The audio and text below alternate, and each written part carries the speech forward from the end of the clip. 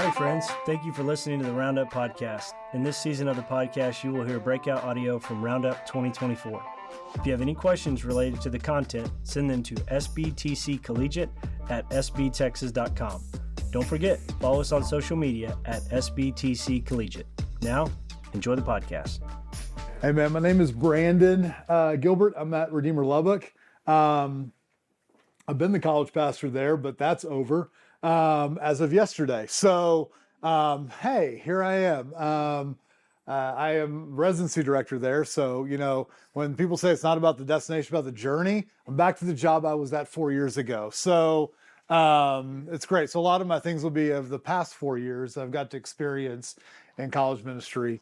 But I've been at Redeemer as a member since 2014, as an elder since 2018, and on staff since 2020 in various capacities. And so excited to talk about this. Pastored a church from 2006 to 2013, replanted and revitalized that, and then burned out and left that. But that's going to happen a little bit in this story. So you'll see that today. Here's what we're going to talk about: healthy and effective leadership. We're going to talk about it from two different places.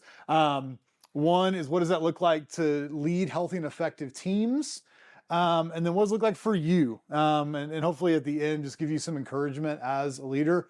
Basically, I just stole Chris Millar's talk at the end. So what a way to celebrate the end of a day. But just one thing that I hope that we look at it as we dive in today is it's so easy to leave these things and go, man, you just add a bunch of crap to my ministry. I just need to do all these new things and do all this stuff. Like, here's what I hope. I hope that as you leave here, there will be things that you are doing in your ministries and with the people that you are around.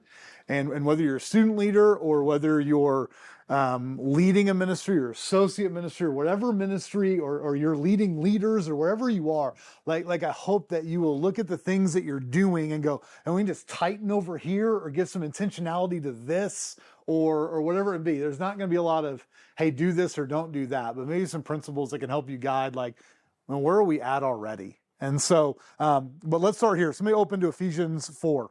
Let's start in the Bible, because that can sometimes be a great place to start, or all the time. So Ephesians 4. Let's go Ephesians 4. When you're there, Ephesians 4, 11 through 16. Let's look at that. And somebody could read it when they get there. 11 through 16.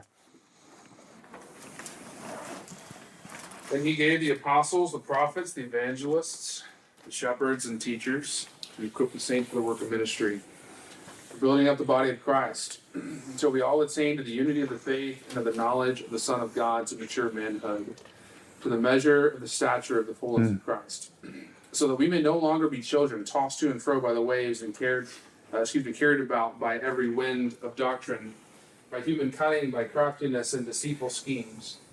Rather, speaking the truth in love, we are to grow up in every way to him who is the head, unto Christ, from whom the whole body, joined and held together by every joint which it is equipped, but each part is working properly, makes the body grow so that it builds itself up in love. So when we look at this scripture, like, this element of leadership is in there, right? Like, God gave you in this room for a purpose, right? Like, there's a purpose to which we do ministry, and that is to equip the saints unto the work of ministry, right? And it doesn't exclude us from ministry. Like, we're called to that same ministry. And I think that's sometimes where we get lost in this thing, right? It's like, we're up here, and sometimes where my mind goes, I'm not called to that same ministry, but we are called to be that, but also called to be equippers of the saints unto the work of ministry. And we're called to a purpose, that we're called to mature manhood, to foster mature manhood, right? We're called to let those men and women that are in our ministries, like, be discipled unto love and, like, knowledge and foundation and steadiness in Jesus, right? This is why leadership matters. It's why zealousness gets us nowhere, and why only being organizational gets us nowhere. It's why the beauty of these two things have to meet, right? That's why the beauty of these things is what hopefully we're going to talk about today, is why these things matter and have to meet in the middle. Is that as God has called you unto this, if we are just organizational in our approach, we will produce people who are great in strategy, but with no love for Jesus. Right? Like we can have a bunch of, I think there's enough strategy in this room and probably enough talent in this room that if we throw enough money and enough canes at things, like we can gather a crowd, right? And we can get a crowd at something. We do enough crazy stuff, like we can get a crowd. But if you were to really dial it back and go, what do I really desire? Like when I'm dead and gone, when I retire from this thing and I'm sitting on my porch, reflecting on years of ministry, what do you really want to be known for? Like, what do you really want? What do you want to reflect on?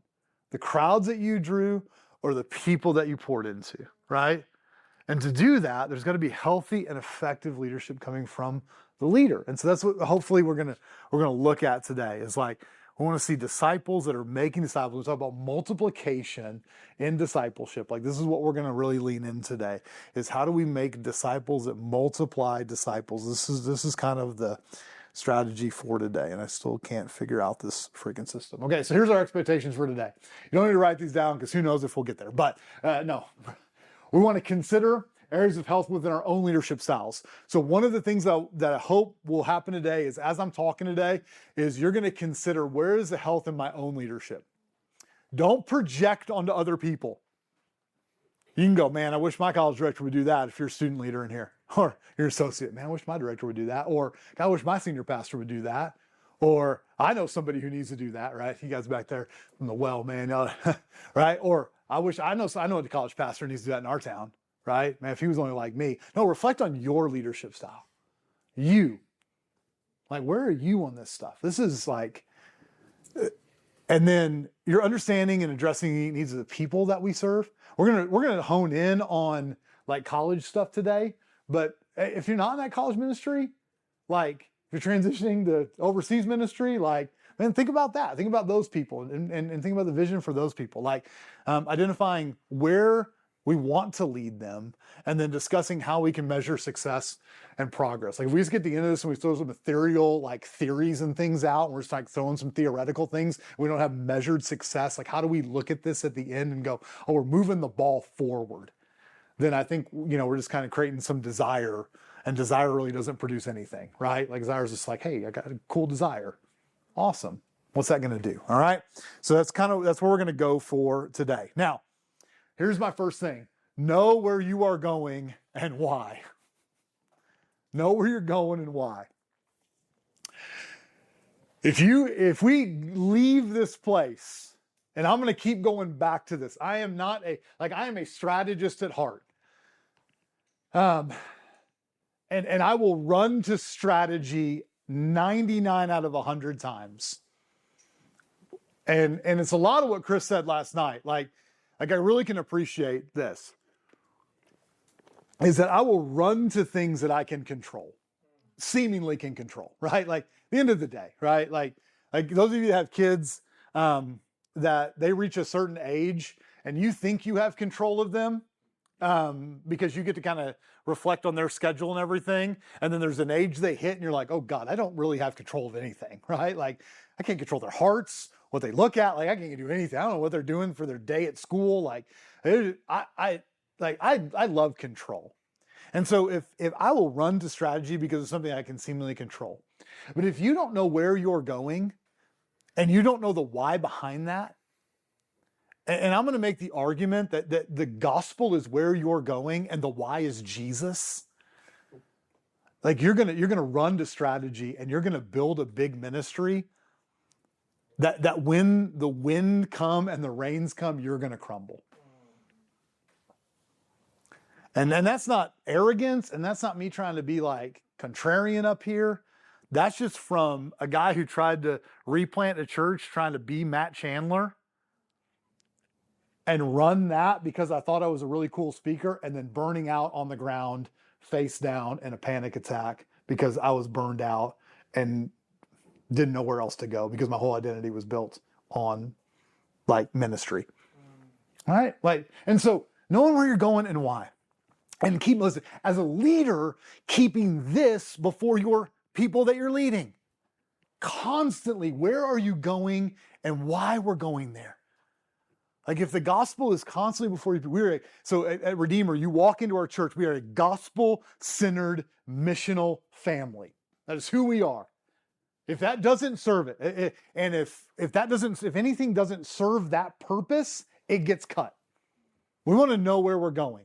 We're not going to add something to our to-do list. We're not going to add something to our ministry if it's not going to serve that purpose. As a college ministry, we want to create lifelong, faithful followers of Jesus. If it doesn't serve that purpose, then we're out.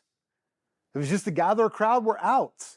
If it creates this, we want to know where we're going and why. Okay? So I know I write a lot. I'm terrible at PowerPoints. Just how my brain works, okay? You can summarize however you want to, all right? Here's how so let's start here with this first principle of effective leadership.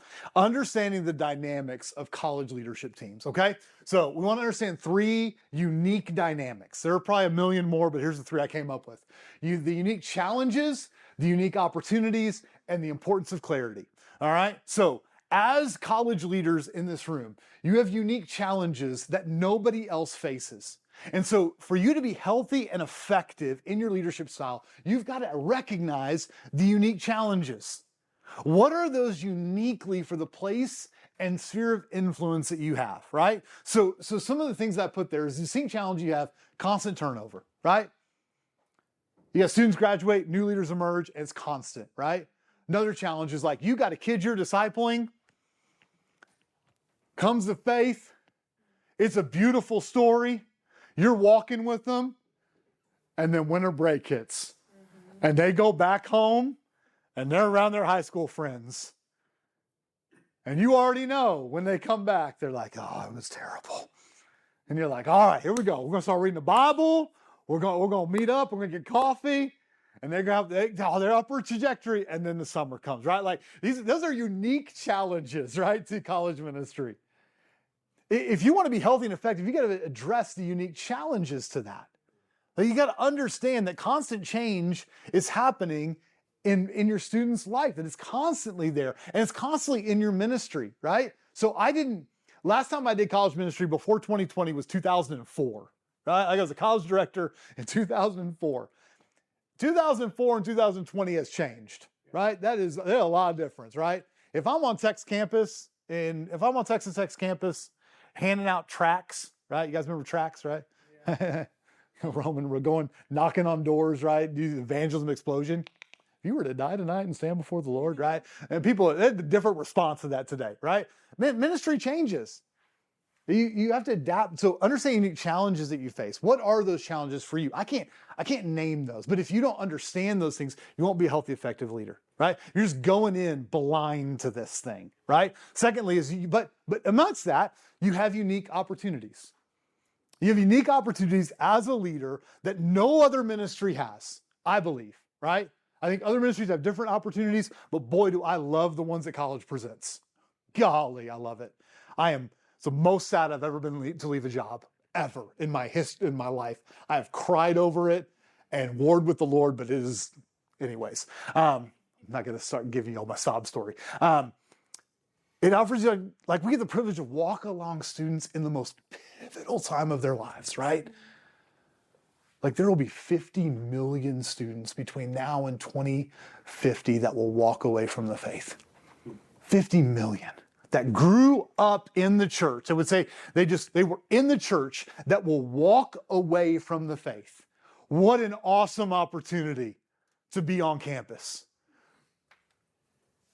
So when we looked at this, here's what we said. We saw that number. We go, oh my God, what does that mean for us?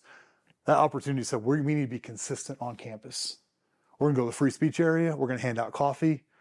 We're going to hand out donuts on occasion, and we're just going to be there. And we're going to create relationships with people. And we're just going to be there, right? And we're just going to engage, and they're going to know we're going to be there. Like these opportunities. So what opportunities are presenting to you? What are unique opportunities in your city, on your campus, right? Are you where a commuter college is? Like, what does that look like for you? And allows students then to have a profound impact, allows your leaders to have a profound impact on this next generation. So what are those unique opportunities? And then here's the thing, the importance of clarity comes out of that. Like, as you understand challenges and opportunities in an age of vagueness, the healthy and effective leader brings clarity. So in a generation, in an age that wants to create and blur the lines of everything, right? We want to blur the lines of adulthood, and we want to blur the lines of adolescence, we want to blur the lines of sexuality and gender, we want to blur the lines in every sort of boundary that we can, right? We want to blur the lines in leadership. The leader is going to come and establish clear responsibilities, clear directives, clear and gentle distinctives. You're going to move into a collaborative environment. Like, you're going to establish these things because that's grace, and that is truthful, and that is what the Lord did for us, right? So when we look at Ephesians 4, the way that we become mature and the way that we're not moved with every wind of doctrine is to be clear and truthful on what we believe, both from the pulpit, in our discipleship groups, but also in the way that we lead effectively our leadership teams. And so if we're not communicating effectively, like if we're just vague in our leadership, vague in our communication, what are we leading people to? If you're just showing up and you're just kind of unclear, or you're hoping and assuming that they know what you're saying, man, I think that creates these opportunities and challenges. They're gonna just kind of take and run with them, right? They're gonna go somewhere. And so being really clear on what those things are. There's create, like, when these things are clear, what begins to happen, and what I've been able to see in our team is, like, when there's clarity, your team says this: I don't have to feel the pressure of somebody else's job because that's not my lane. Right? Right? When there's clarity, and we'll talk about clarity of role and stuff like that, I'm kind of getting ahead of myself, but if I'm being clear on somebody's job and they know what they can do, like, we have tracks. And so Johnny and Hallie in here, they're my plants today. So and Noah's brand new, so he's coming along. These are my plants here just to build up the room. But we have track system in our residency program. And they have outreach track, and they have events track, and there's kind of like a curriculum adult track, adult partner track. And so, like, they have these different tracks that they're able to be a part of, that they can just, like, go and have some ownership in. And that gives them clarity. And it hasn't been without its own ups and downs. And Hallie came to me the other day, was like, hey, is this mine? Or, and I appreciate the question. But it gives them clarity to go, I don't have to worry about this or feel the pressure because that's not my lane. I can let that go. And that gives them the ability to engage their opportunity or to help curb their challenge. Okay? All right. Let's move on. Now, healthy dynamics in a team are marked by a couple things. One, where you hear me say this all the time today, is communication, and collaboration. So if communication, it never, ever stops. Healthy teams and leaders are marked by healthy communication. So in your notes, if you're writing something down, I want you to think of this. I want you to write, what are 3 or 4 ways that you are communicating with leaders right now? What are 3 or 4 ways that you are communicating with leaders? Okay? Write them down. 3 or 4 ways that you're communicating with leaders. Take a few minutes and write those down.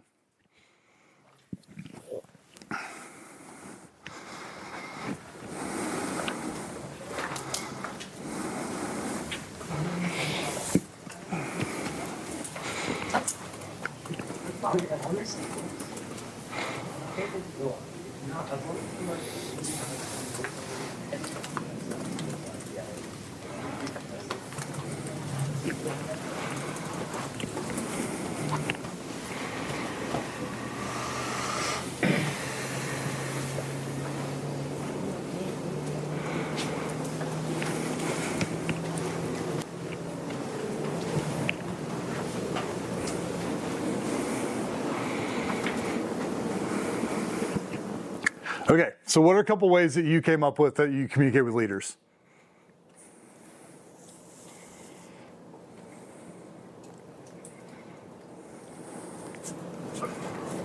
We have a monthly leadership community gathering, every other month on Zoom, every other month in person. It's one of our biggest communication pathways to everyone in the room at the same time. It's vision casting, collaborative communication takes place in that space, and like housekeeping. Okay. Beautiful. What else? We have leader dinners every other week, so we get all of our leaders together and communicate. Okay. Any announcements or training. What are the ways that you're communicating to your leaders? What are other ways that you're communicating? Those are good. Sometimes passive aggressively when I'm annoyed. Amen to that. Amen to that. Father, forgive the guys.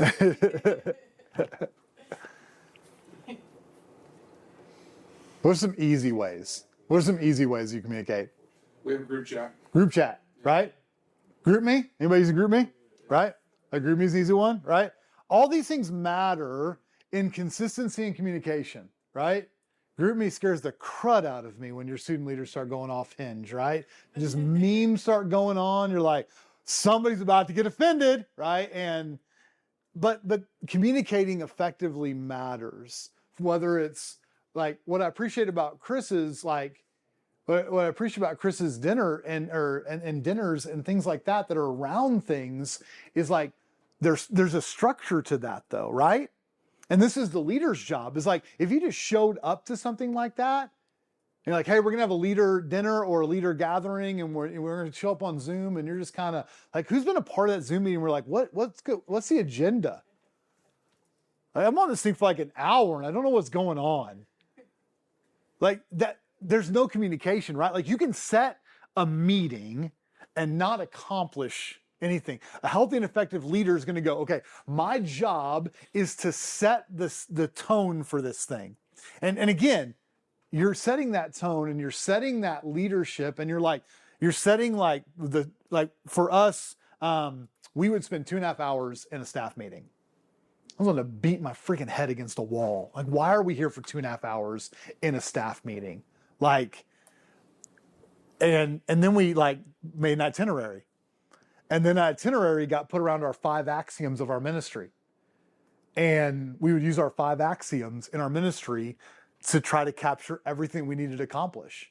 And now it's maybe a little bit more casual, but that itinerary has been going for almost 3 years now. And I can look back over 3 years of meetings and how it's evolved, and different people are now given different things in leadership. But one of my jobs as the leader is to make sure that itinerary is set, like structured communication. So when we think about healthy communication means there's freedom to communicate. Do you set the tone with your body language, with your ability? Is there freedom to communicate when people walk into the room? Is there freedom to joke around? Is there freedom to understand the moment, right? Like, notice how I put those two back and forth back there, right? Like, some people love to joke around and they don't understand the moment, right? Is there some people understand the moment too much and don't have any freedom to joke around? Like those two things can go hand in hand. Like, is there freedom in that? Is there freedom in relationships? Like, it involves assuming the best and asking for clarity before taking offense. Like, one of the things that has changed as Redeemer staff as a whole, we've got 40 some odd people on our staff now. And yeah, it's a nightmare. But one of the things on our staff is our staff values is assume the best. And so if somebody says something on Slack or to me in passing that I'm want to take offense at and just brood over, what my staff value says, hey, I'm gonna go talk to them and go, hey, you said this, Hallie? And I just want to get clarity on that. Did you mean it this way? Before I just go, I'm gonna burn you to the ground, man, you know? And I think what you're doing there is you're building effective, healthy community that allows you to have these freedom to communicate, which is gonna get into something we're gonna talk about in a minute. Now, when it comes to humility of leadership, as the leader in that room, are you leading from the place of grace and humility? Or is that leader meeting only yours? Are you the only one talking? Are you the only one leading? Are you allowing space for others to lead? Is everything being crushed? Is it an idea being brought up? You're like, no, that's stupid, get out of here, right? Slowness and directness should mark our leadership, right? Like slowness and gentleness and should mark our directness. Sorry, don't want to be clear on that. Like directness is not bad. But some of us just like to put people on blast. And clarity is not bad. But is there a slowness and a gentleness? Have you built the relational equity with your people to be able to be direct with them when you need to be direct with them? That they know that you love them in your communication.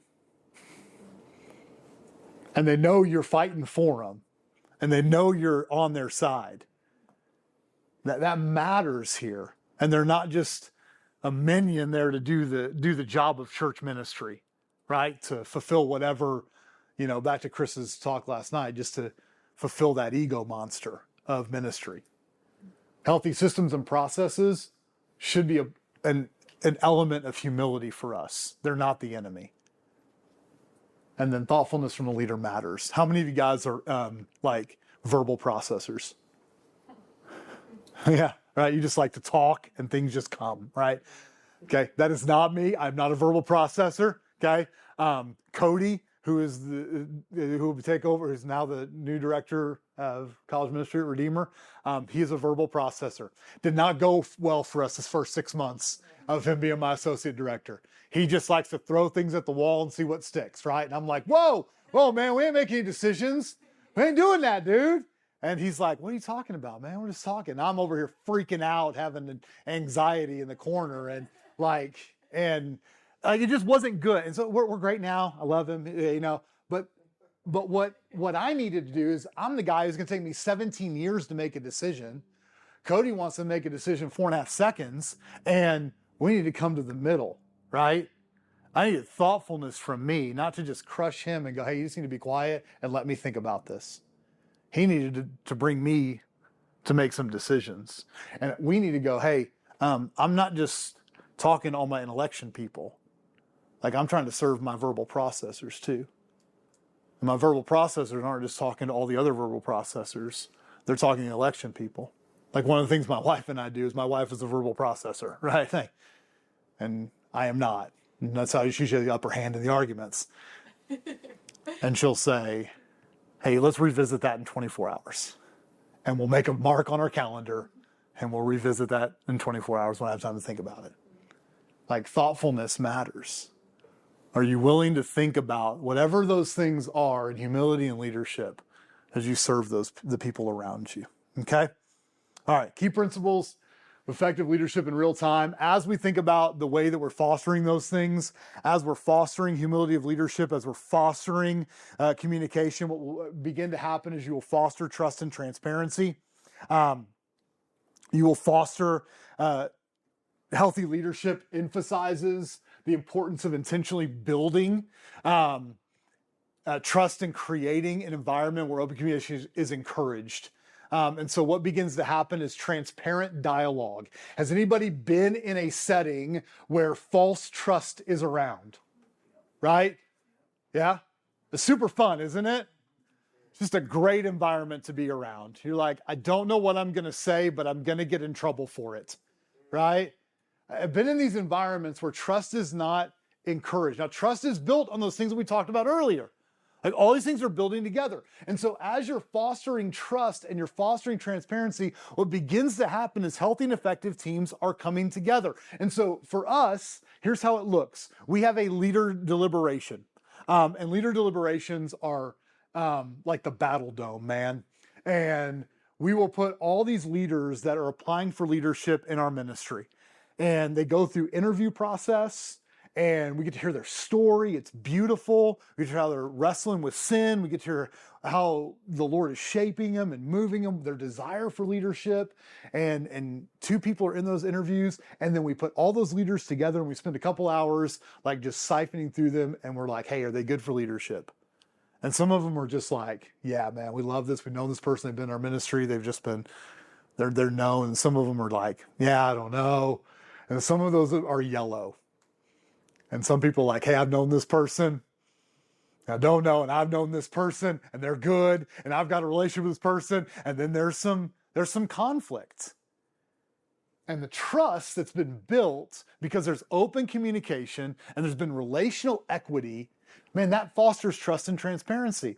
And so rather than in teams where I've experienced leaving that room, wanting to burn each other to the ground, like this team that I have over the last couple of years has like refreshed me, and like they've left going, hey, we're gonna battle for this person.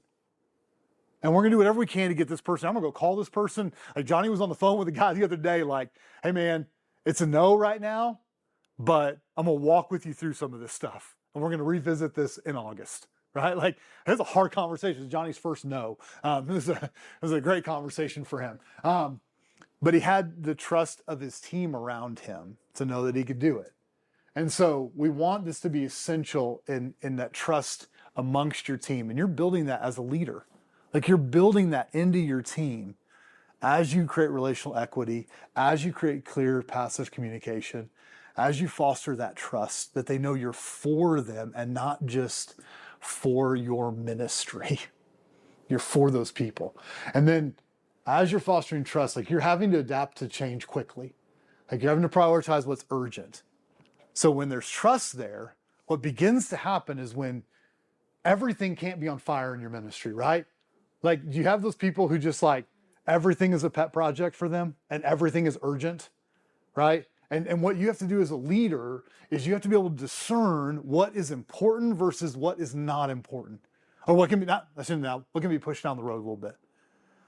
And you have to communicate that. And if trust isn't there and open communication is there and clarity is not there, when you come to these places where there are those things that become really, really important to somebody, and there wasn't that trust built and there wasn't that communication built and that effective and healthy leadership isn't evident, like that's when things can go astray.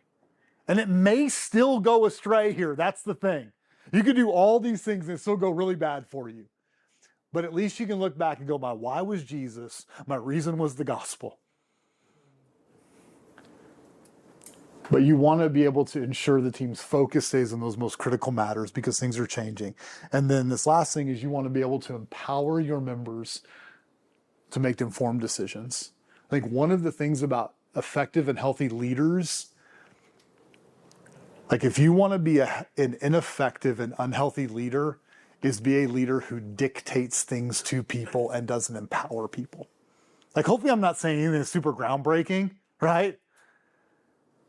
But how are you doing this in your ministry?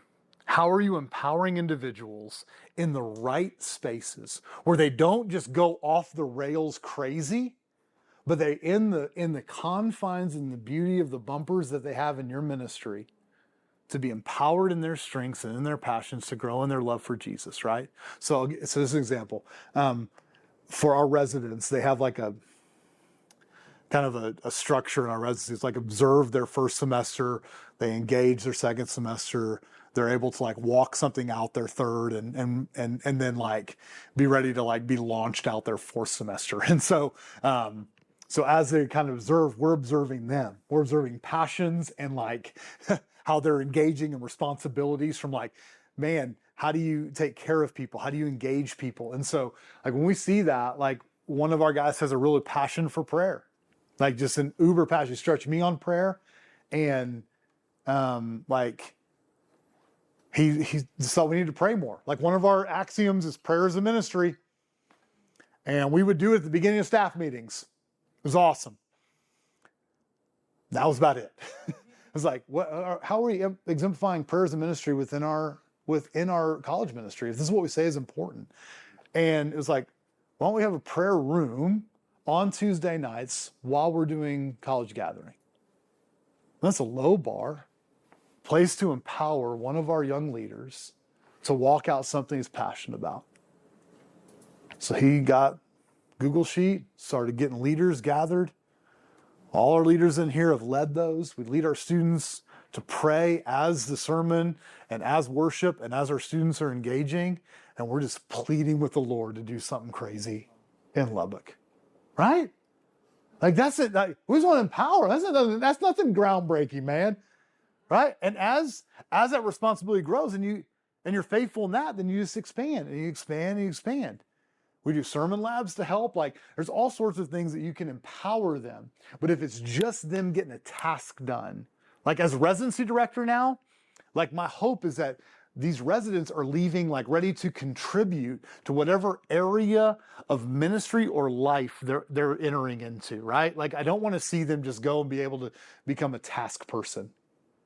And so as a residency director, like we had a guy come from John James Church in Fredonia Hill. And so John's been kind of emceeing this thing, and John sent Seth to us and was like, hey, I think Seth needs a residency. Love Seth. Seth's not ready to go into ministry. Seth needs a residency. He needs some just growth that's not at our church. Seth comes, Seth enters in, like he has a great 18 months in our residency. He's learning how to write curriculum. He's like engaging our adults who are discipling, like he's engaging our students. He's discipling some really hard students, and Seth now, through growth and that trajectory and being on a staff, being poured into, is like leaving and going back to be the student director at Fredonia Hill. Like he's gonna get to like walk some of that stuff out on his own. Like so because he got empowered, nothing crazy. It was just like, hey, as you're faithful in little, be faithful in much, right? So how are you empowering in the shared responsibilities of where your leaders are? Whether those are student leaders, staff members, okay? Where is that for you today? All right. So as you think about these effective strategies, we only got a few more minutes left here. I want you to think about how you're doing that. If you're only if you're only creating task managers, are you really being an effective, healthy leader?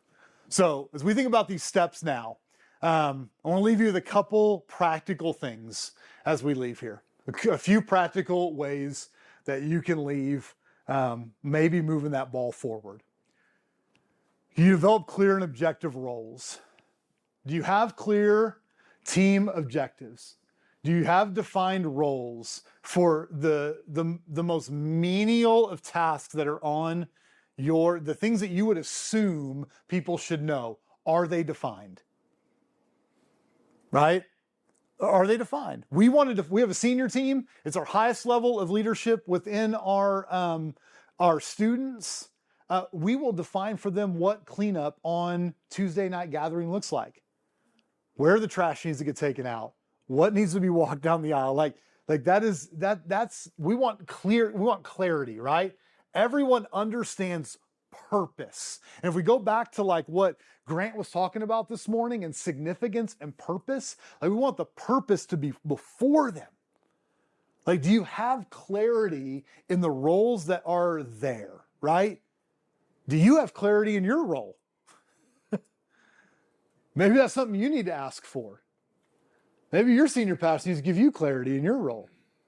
Are you being empowered where you need to be? Like, and don't go like, walking, hey, I need clarity. No, like go in and go, hey, am I where I need to be? Like, do you have clear objectives and check-in? This decision-making protocol. Do people know how decisions are made? Do they know, can they know where the decision makes, or where they have autonomy, or where there needs to be move up the ladder? Where they're given freedom, or where they need to talk to somebody. Because here's the deal, inappropriate and appropriate burdens of what is expected. Can I actually do this? Making sure expectations are clear on the front end. Thinking about that before you start and not just on a whim. Like, do you have this? And then it helps your team members make informed choices. It's like, hopefully as they walk in that, like they're able to ask those questions if they don't know, right?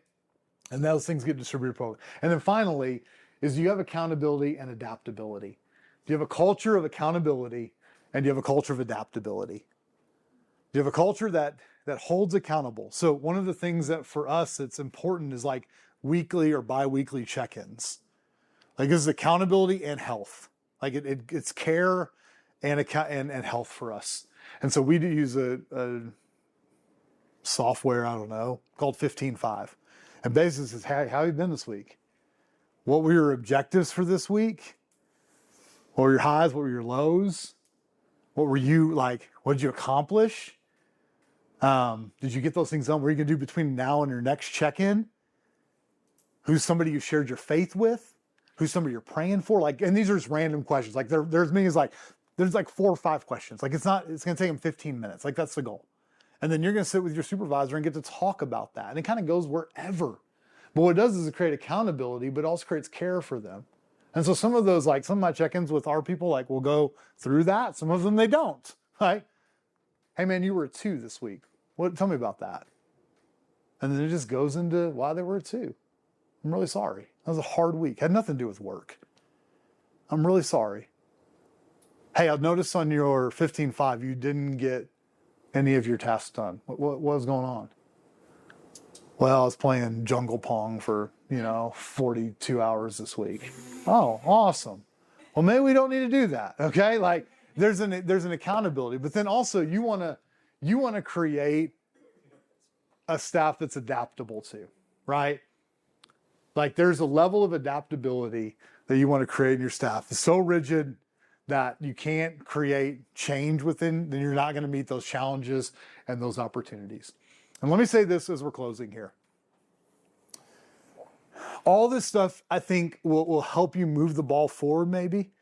I think as you think about critiquing your ministry, I'll say two things. One is if you're not able to take critique in your ministry, if you're not able to open up your hood and look at your ministry from a real critical eye and be okay with critiquing your ministry, like inviting people into that. I think I have this slide up here. If you're not able to evaluate your responses, if you're not able to debrief with your team and you're not able to implement changes, we say change, keep, or delete. If you're not able to do this without losing your identity, maybe your identity is too much in your ministry. But this will help you be healthy as a ministry. If you evaluate what's going on, like from the people who are participating in it, and you're not afraid of their responses, and you can debrief with your team and actually ask for good feedback because you have trust and open communication, and you're actually facing the challenges and the opportunities that are on your campus and not just assuming those things, and then you're going to able to implement those changes that will be effective, we're going to be able to reach more students, disciple more students, see more students become all-in disciples. Like that's beautiful, but let me say this as we wrap up. All these things are wonderful. But for you to lead a healthy team, you have to be a healthy follower of Jesus. You have to fight for your health. You have to fight for your health emotionally, spiritually, physically. In 2013, I left ministry because I was burned out. I was over it. Church planting had kicked my butt. And I don't want to do anything with ministry anymore. I found myself in a basement apartment of my brother-in-law's house with my wife and 2 kids, angry at the Lord, cussing him out, and almost deconstructing my faith. I never thought in a million years I'd be back in ministry. I didn't have a healthy faith. My health was wrapped up in my identity in my ministry, and when that crumbled, I didn't know who I was. Dusty, our lead pastor, said, hey, for some reason, God took me from Colorado Springs back to the freaking desert of Lubbock, so there's that. Took me 5 years to become okay with God. But I came back to Lubbock, and our lead pastor, Dusty, said, hey, just come to Redeemer and just be a place of healing. Just don't do any ministry, just come and just heal. And I was like, all right. And that will always be Redeemer for me, whether I'm there till I die or the Lord moves me on to some other thing. Like Redeemer will always be a place of healing for me. And I never thought in a million years I would be back. In 2018, when I became an elder, in 2020, when I came on staff, like God did something in me that just rejuvenated this aspire to shepherd and care for his people. And I don't know why, but I love what I do. And this past year, when the Lord was really clear, and he said, Brandon, it's time to move out of the college seat because I want to see that seat be a seat for church planters. And you ain't planting a church at 43, man. You ain't planting a church. I want our young eagles to fly, and it's time for you to step aside for those guys. I don't know where I'd be if the Lord hadn't been gracious in keeping me healthy in Him. And so I don't say that to like boast or give some sob story or whatever. What I say is like cling to the Lord in the midst of ministry, because ministry will disappoint you. Those of you that have been in it long enough, like you know that. It will disappoint you. People will disappoint you. He won't. Even when we think He does, He uses those things to refine us. So be healthy. Fight for your time in Scripture as a believer of Jesus, not somebody who works in ministry. All right? Any questions?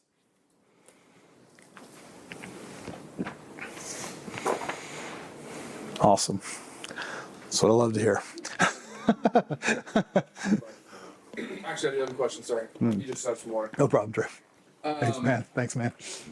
With clarity, one thing that I've run into is I feel like I've thought through how to communicate something clearly. Yeah. I communicate it to leaders, and I say, okay, do I have any questions? The answer is no.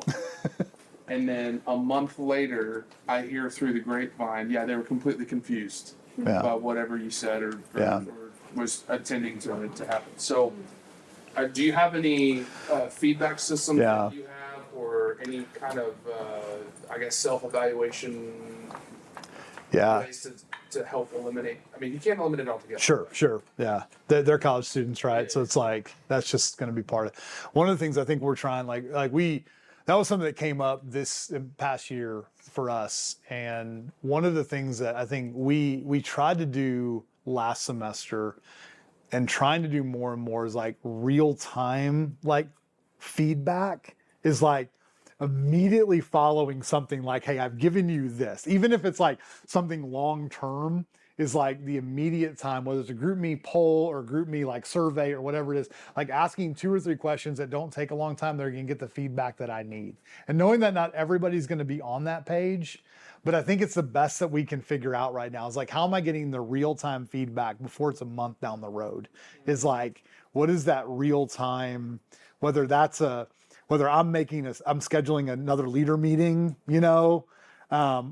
a couple weeks later to make sure we're, hey, how'd it go, right? Or I'm creating a space for, I've got trying to empower our adult partners more, like we have adult partners who disciple a lot of our leaders. And so it's like, how am I empowering my adult partners to ask those questions? Giving them insight into our ministry. Okay, here's what they were doing. Hey, ask this question at your discipleship meeting. Like, give me feedback. So it's not perfect for us. That's what I'm hoping happens for us in the next. I'm out of it now, so it's not my deal anymore. But I hope that's kind of how it goes. But it's been more real time. Like we've tried to do more surveys and things like that. I don't know if that's always the best, but that's what I got right now.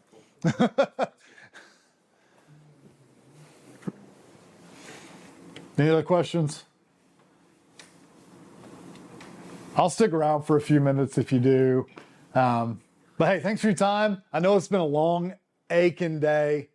Let me pray over you, and then I'll let you guys go. God, will you just bless and move in these ministries, God. Help us to be faithful to the gospel, faithful to you. Help us not to lose sight of Jesus in all of this, man. I think Satan would just want us to get our eyes off of you and help us to keep our eyes firmly fixed on the beauty of the cross and the resurrection, the beauty of you creating us as a new creation. And God, help us never to lose that. And God, when those storms come and those waves come, God, we know you're the steady hand. And so, God, we lean into you. In Jesus' name, amen. Thanks, brother. Awesome. Grateful for y'all.